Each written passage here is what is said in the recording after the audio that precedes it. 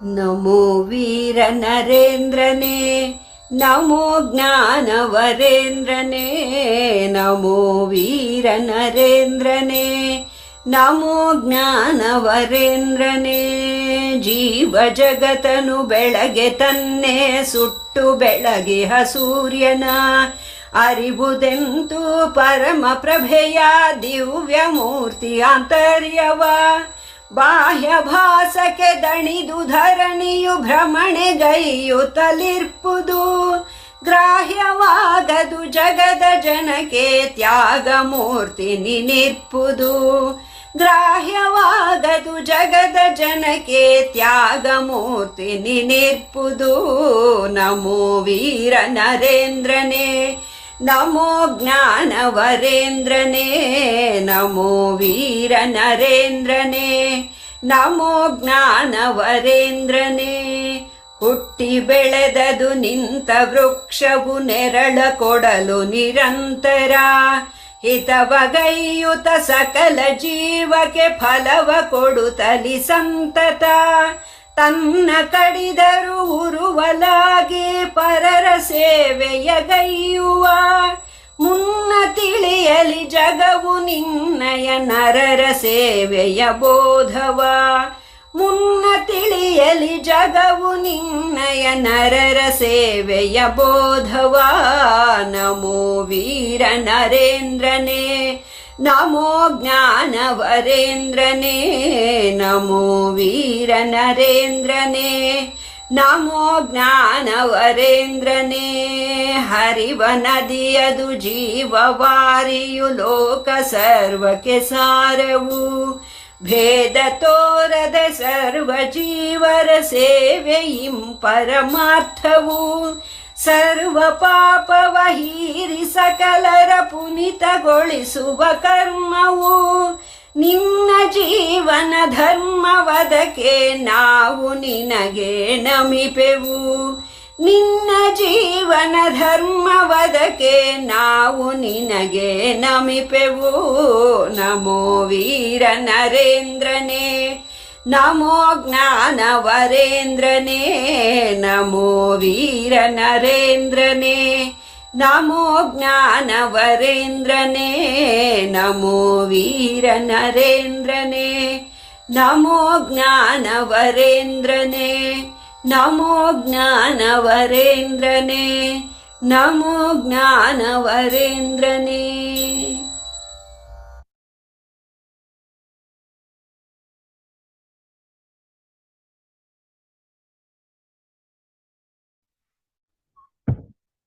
ಇಲ್ಲ, ಈಗ ಸ್ಟ್ರೈಟಾಗಿ ಕೂತ್ಕೊಳ್ಳಿ.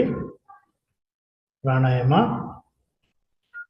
ಆದ್ಮೇಲೆ ಭಗವಾನ್ ಶ್ರೀರಾಮಕೃಷ್ಣರ ನಾಮವನ್ನು ಜಪಿಸೋಣ. ಇಲ್ಲಿ ವಾಲಂಟಿಯರ್ ಆಗಿ ಬಂದಿದ್ದಾಳಲ್ಲ ತನುಶ್ರೀ, ಆಮೇಲೆ ಲೋಹಿತ್ತು. ತನುಶ್ರೀದೇ ಅವಳೇ ಹೇಳಿರುವಂಥದ್ದನ್ನ ನಾಮ ಜಪ ಶೇರ್ ಮಾಡ್ತೀನಿ.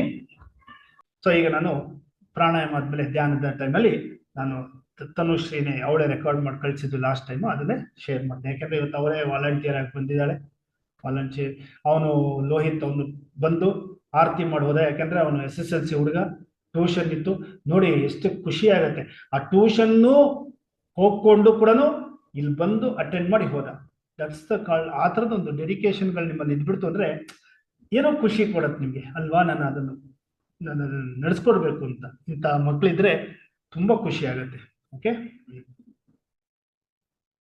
ಇಲ್ಲ ಈಗ ಪ್ರಾಣಾಯಾಮಕ್ಕೆ ಸ್ಟ್ರೇಟ್ ಆಗಿ ಕೂತ್ಕೊಂಡು ಪ್ರಾಣಾಯಾಮ ಮಾಡಿ. ಮನಸ್ಸನ್ನ ಬರೀ ಆ ಒಂದು ಬ್ರೀತ್ ಕಡೆನೆ ಕಾನ್ಸಂಟ್ರೇಟ್ ಮಾಡೋದು, ಎಲ್ಲೂ ಕಾನ್ಸಂಟ್ರೇಟ್ ಮಾಡೋದು. ಓಕೆ, ಓ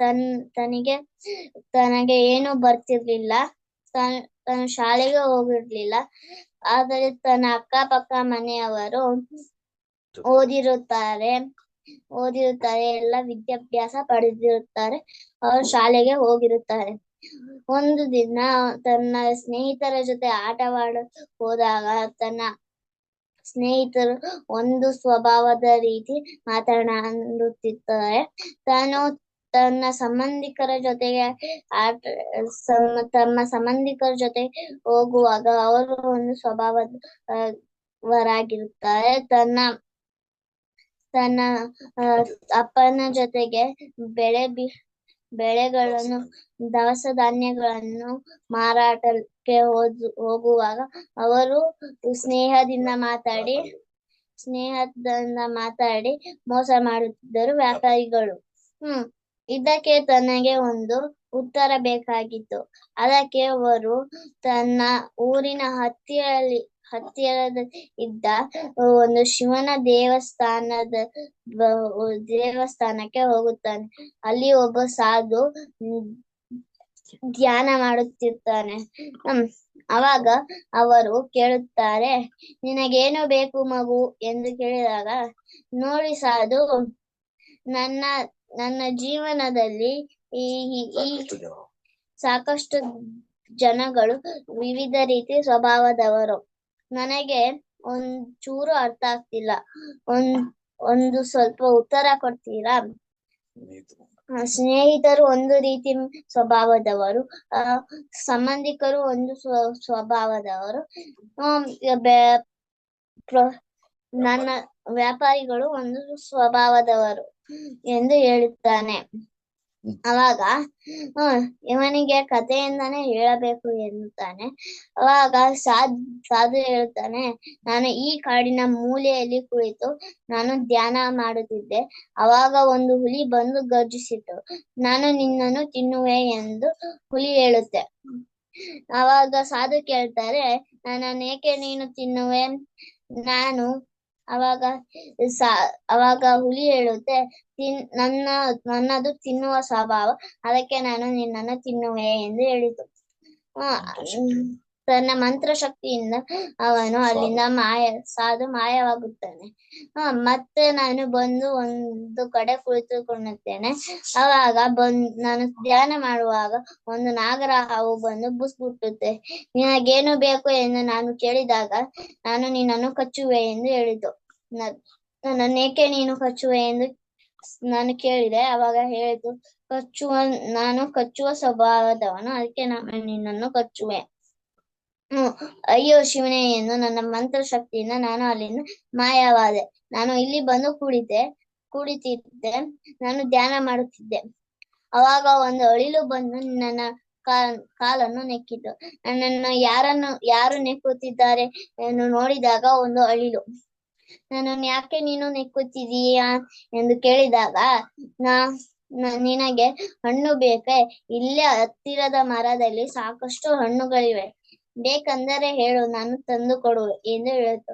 ತಗೊಂಬಾ ಎಂದು ಸಂತೋಷದಿಂದ ನಾನು ಹೇಳಿದೆ. ಅದು ಕ್ಷಣಾರ್ಧದಲ್ಲಿ ತಗೊಂಬಂದು ನನಗೆ ಕೊಡ್ತು. ನಾನು ಅವನ ಸಂತೋಷದಿಂದ ತಿಂದೆ. ನೋಡು ಮಗು, ಈ ಪ್ರಪಂಚದಲ್ಲಿ ವಿವಿಧ ರೀತಿಯ ಸ್ವಭಾವದವರು ಇರುತ್ತಾರೆ. ಒಬ್ಬರು ಒಳ್ಳೆಯವರು ಇರುತ್ತಾರೆ, ಕೆಟ್ಟವರು ಇರುತ್ತಾರೆ, ಮೋಸಗಾರರು ಇರುತ್ತಾರೆ. ಅದಕ್ಕೆ ನಾವು ಸುರಕ್ಷಿತವಾಗಿ ಇರಬೇಕು. ನಾವು ಯಾವಾಗಲೂ ಒಳ್ಳೆಯ ಸಹವಾಸನೆ ಮಾಡಬೇಕು. ನೀತಿ, ನಾವು ಒಳ್ಳೆಯವರ ಸಹವಾಸ ಮಾಡಿದರೆ ಒಳ್ಳೆಯದಾಗುತ್ತೆ, ಕೆಟ್ಟವರ ಸಹವಾಸ ಮಾಡಿದರೆ ಕೆಟ್ಟದೇ ಆಗುತ್ತೆ. ಜೈ ರಾಮಕೃಷ್ಣ.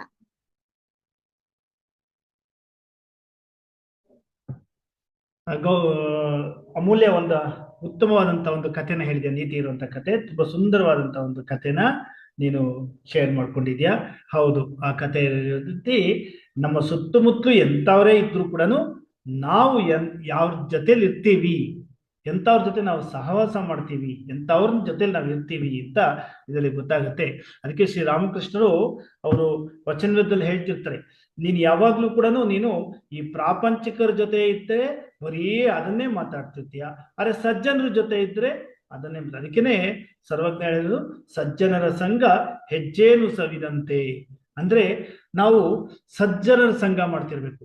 ನಮ್ಮ ಸುತ್ತಮುತ್ತ ಎಂಥವ್ರನ್ನೇ ಇರ್ಲಿ, ನಾವು ಶ್ರೀರಾಮಕೃಷ್ಣ ಹೇಳೋಗೆ ನಿಂಗೆ ಒಂದು ವೇಳೆ ಆ ಜಾಗದಲ್ಲಿ ಇರುವಾಗ ಅಲ್ಲಿನ ಮಾತುಕತೆಗಳು ನಿನಗೆ ಸಂಬಂಧ ಇಲ್ಲ, ಅದೇನೋ ನಿಂಗೆ ಬೇಕಾಗಿಲ್ಲ ಅಂದಾಗ ನೀನು ಜಾಗ ಖಾಲಿ ಮಾಡು ಅಂತ ಹೇಳ್ತಾರೆ ಹೊರತು ನೀನು ಅವ್ರಿಗೆಲ್ಲ ಬುದ್ಧಿ ಹೇಳ್ತಾ ಕೂತ್ಕೊ ಅಂತ ಹೇಳಿದ. ಅಂದ್ರೆ ಇಲ್ಲಿ ನಾವು ಯಾವತ್ತೂ ಕೂಡ ತುಂಬಾ ಚೆನ್ನಾಗಿರುವಂತ ಒಂದು ಕಥೆನ ಅಮೂಲ್ಯ ನಮ್ಮ ಮುಂದೆ ಹಂಚಿಕೊಂಡಾಳೆ. ಸೊ ಅದಕ್ಕಾಗಿ ಅಮೂಲ್ಯಗೆ ನಮ್ಮ ವಿವೇಕಾನಂದ ಮಕ್ಕಳ ಸಂಘದ ಎಲ್ಲ ಪುಟಾಣಿಗಳ ಪರವಾಗಿ ಧನ್ಯವಾದಗಳು ಸಲ್ಲಿಸೋಣ. ಜೈಕಾರದೊಂದಿಗೆ ಇವತ್ತಿನ ಸಂಡೇ ಕ್ಲಾಸ್ ಅನ್ನ ಸಂಪನ್ನಗೊಳಿಸೋಣ.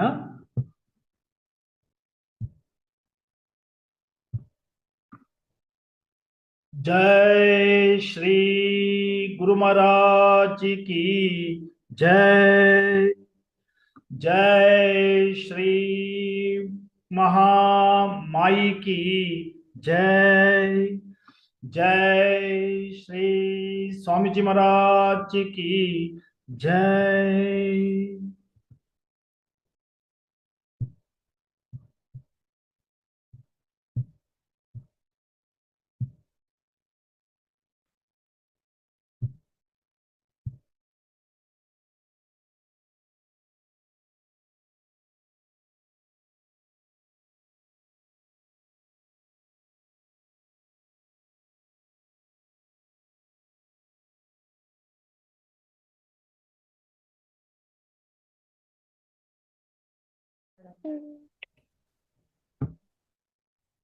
जय राम कृष्ण सर.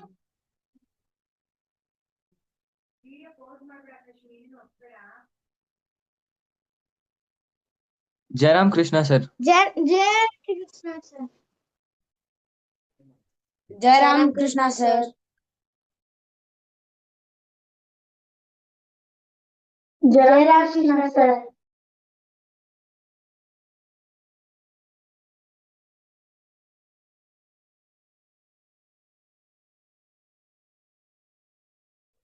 जय राम कृष्ण सर.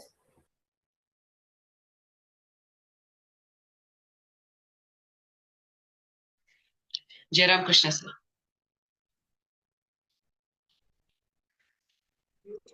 जय राम कृष्ण सर.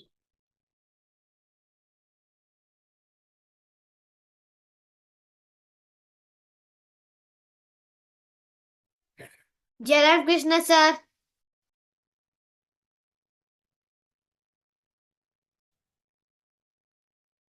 जय राम कृष्ण सर.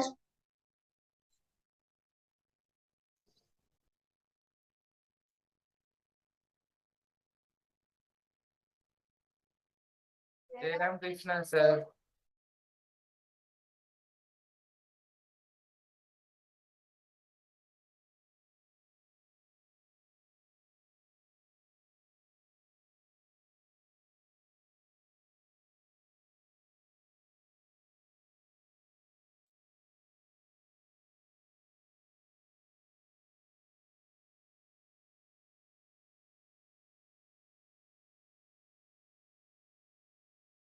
जय राम कृष्ण सर.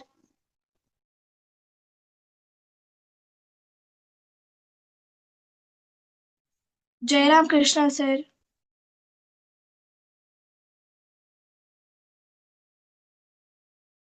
जय राम कृष्ण सर. जय राम कृष्ण सर.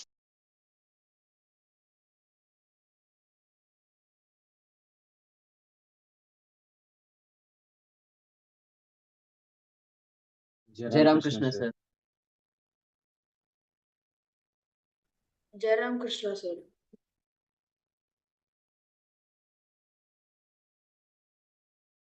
जय राम कृष्ण सर. जय राम कृष्ण सर.